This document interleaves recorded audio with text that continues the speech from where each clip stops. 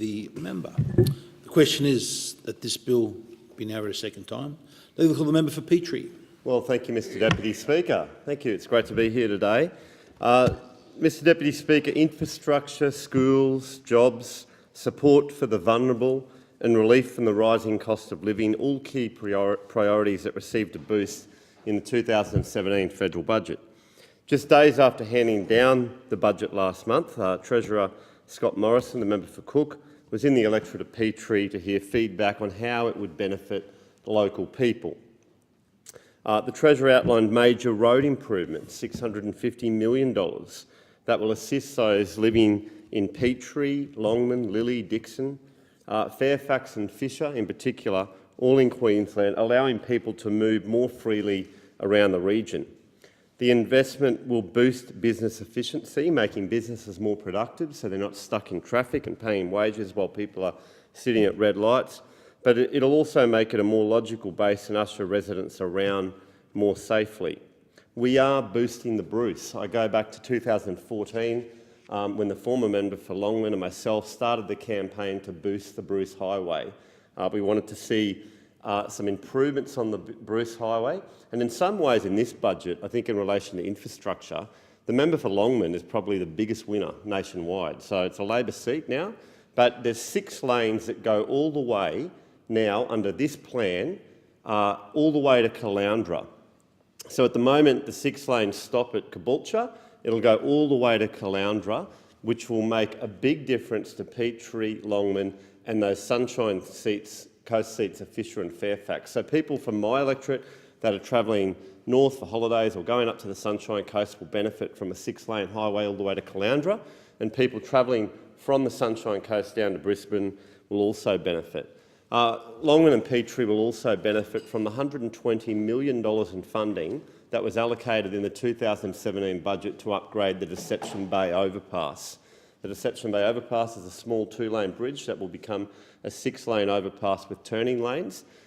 Great for the people of Deception Bay that have been neglected by state and Labor federal governments for years and state governments. And I'm glad that the coalition has been able to secure this for Deception Bay. And I've asked the state member for Murrumba to make sure the state government can contribute 20% to these vital projects in the Queensland budget that's handed down in a few weeks' time. All schools in my electorate will also benefit from this budget. And I spoke on the education bill the other day.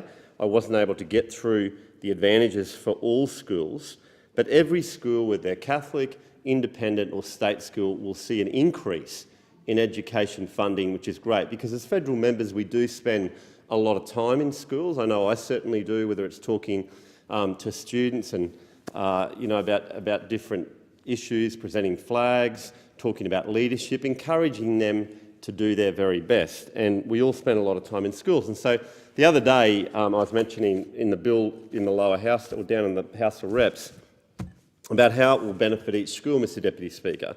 And I got up to Redcliffe State High School, a great high school in my electorate of Petrie on the peninsula, and they will receive next year alone an additional $189,500 from the Commonwealth. There'll also be additional state funding that will go to Redcliffe State High.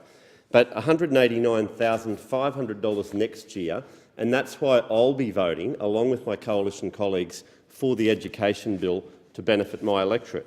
Scarborough State School, another primary school, Peter 6 on my electorate, will receive an additional $91,800 next year alone, taking their federal government contribution alone to $1,883,600 next year, and there's a big, obviously, 80% extra funding on top of that coming from the state government.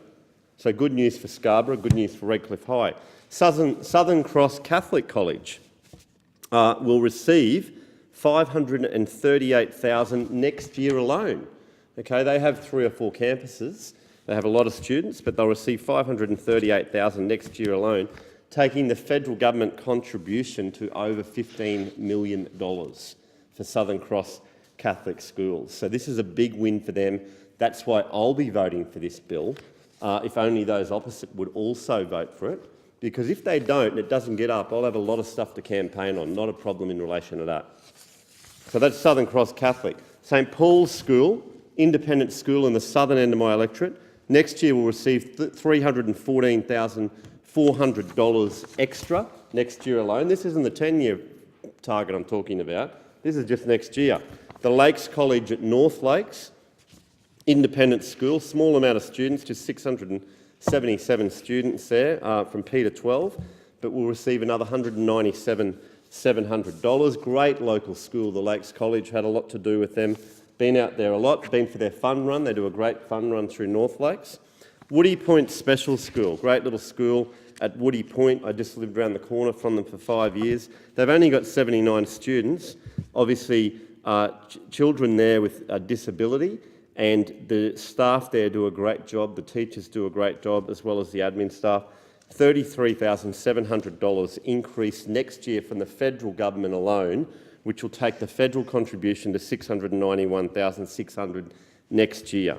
Now, over the 10-year period, Woody Point Special School will receive over $2 million additional funding from what they're forecast to receive.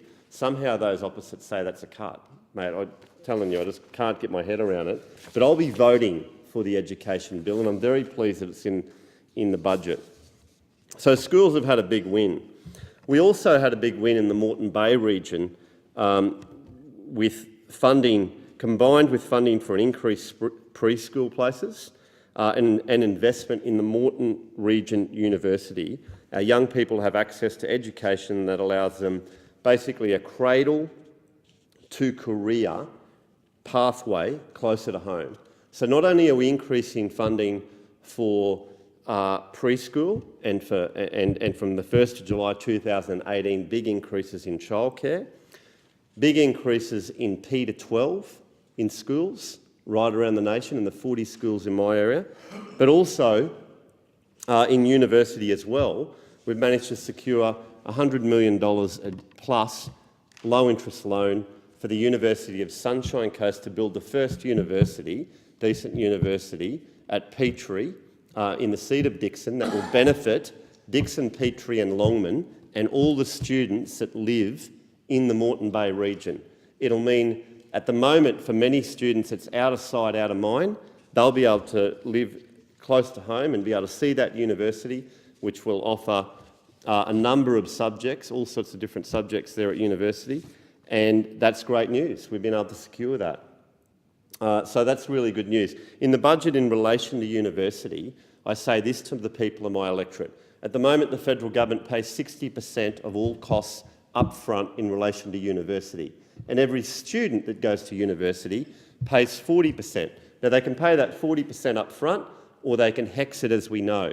So that means that no student, whether they're disadvantaged or come from a poor family, and plenty do in my electorate, there's no reason why they can't go to university, because the federal government, the taxpayer, pays 60% up front, 40% from the student, and they won't have to repay it under our reforms until they earn over $42,000 a year. At the moment, it's $54,000 a year. We're reducing it to $42,000 to try and get a small contribution back and to start to repay that government loan, and it's $6 a week. $6 a week or something, so it's very small. But what I'd say in relation to that is that if the federal government's paying 60%, we hear from those opposite that often higher education funding's going up and somehow it's terrible and people won't be able to go to uni. But let me say this, if the federal government is paying 60% or whether it's 55% contribution in total, why would we want to increase the cost of university when we're using taxpayers' dollars for over half of the contribution for every course? There's also great news in this budget as well for young people and for seniors in particular. For seniors, there's $5.5 billion over the next 2 years for the Commonwealth Home Support Program, helping Australians to continue living in their own homes longer. We are guaranteeing Medicare, and let me just say, let's remember the 2016 election next year. I know the member for Leichhardt and the Speaker will remember this. Do you remember Labor said we were going to privatise Medicare? That was 341 days ago. They said that we were going to privatise Medicare. That was a lie. Well, it was. I thank the member for Leichhardt for that interjection. It was a lie. We are guaranteeing Medicare. There's a Medicare guarantee fund that starts from the 1st of July this year, mind you, which those opposite didn't support. where we get funding from Medicare outside the NDIS funding and go, let's put that aside and let's guarantee Medicare. The PBS is going through the roof. We've got record numbers of drugs on the PBS. We're funding public hospitals. We're funding medical research. We're investing in mental health. All of this benefits local seniors in my electorate of Petrie, which is great news. We're also making it easier for seniors as well that might want to downsize their home. So if they're over 65, they might have a home that's worth $799,000.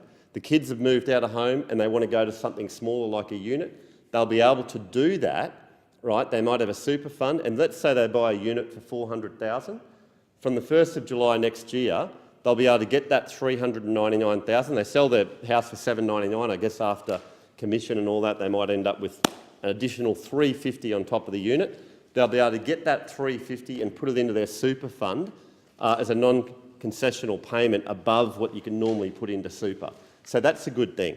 We're also helping young people in relation to getting into their first home. And homes in my electorate are relatively cheaper, I guess, than Sydney and Melbourne.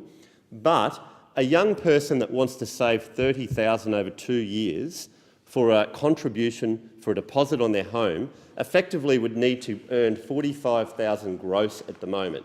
So if you're getting taxed at 32% and you earn $45,000 gross, after tax that'll leave you $30,000. What the government is doing is saying you only have to pay about 15% because we're going to enable them to put it into their super fund for 2 years and then pull it out once only if they haven't already bought their first home, which effectively means they'd only have to save roughly about $35,000 gross, and then they'll be able to pull out around $29,700 or something when they're ready to buy their home. So that's a good step for young people, which I think is really good, which we haven't heard a lot about so far. I think I'm going to have to get cracking on that and promoting that to young people in my electorate a bit more. We're also assisting veterans, and we thank veterans, everyone who's in the Australian Defence Force, both current members, who we know current members of the ADF, men and women, do extremely well. And in relation to mental health, they have a much lower suicide rate, particularly men my age and younger, than the Australian population. But we also know that when they come out of the ADF and they go back into normal jobs in society, that their risk actually increases twice the amount. And so I want to thank the Member for Veterans Affairs, Dan Tehan, and the Treasurer. We are ensuring that veterans are looked after here. We're improving access to mental health support. We're reducing claim and wait times. We're putting veterans first. And I say here, and I know that the members opposite would also say the same thing, the member for Dobell, we appreciate the Australian Defence Force and our veterans for the work that they've done. We're also having a fair go for families. Preschool nationally will see 3.2 million boosts, as I was saying before, with funding to the electorate's 40 primary and secondary schools, up by 369 million, ensuring the next generation gets the best possible start. We're protecting Australia. The member for Leichhardt has a lot of the ADF current members up there. We're putting Australia and Australians first, guarding jobs and adopting a sensible approach to immigration, consistent with the values that make Australia great. We're reforming citizenship to protect Australian values. Citizenship in Australia is not a right, for everyone around the world, right? It is a great opportunity, and we want people to be able to come here, but we want them to be able to adopt the Australian values and the Australian way of life. I think making them wait as permanent residents from 12 months to 4 years is quite okay, and we want them to be able to read some English, speak some English, and we're just wanting to make sure that they adopt Australian values really well. We're also increasing funding to the AFP and our security agencies as well, which is really important given the attack in Manchester overnight. We don't live in fear in this country. We go about our lives and we continue to live in the best country in the world, but we want to make sure, and I believe the Australian government is the core, has the core responsibility, I guess, to make sure that we're safe at home and we're protected, and we're all over that. We're doing a great job, and I want to thank the Minister for Justice as well as the Minister for Immigration and Border Security. We are driving growth, jobs and growth. We know that government doesn't create jobs, so we're supporting those businesses that do, and that's important because not because we want to give businesses a tax cut, but because we know that they will reinvest it in jobs and it'll be more jobs and more security for local people in my electorate. Thank you. I thank the member for Petrie.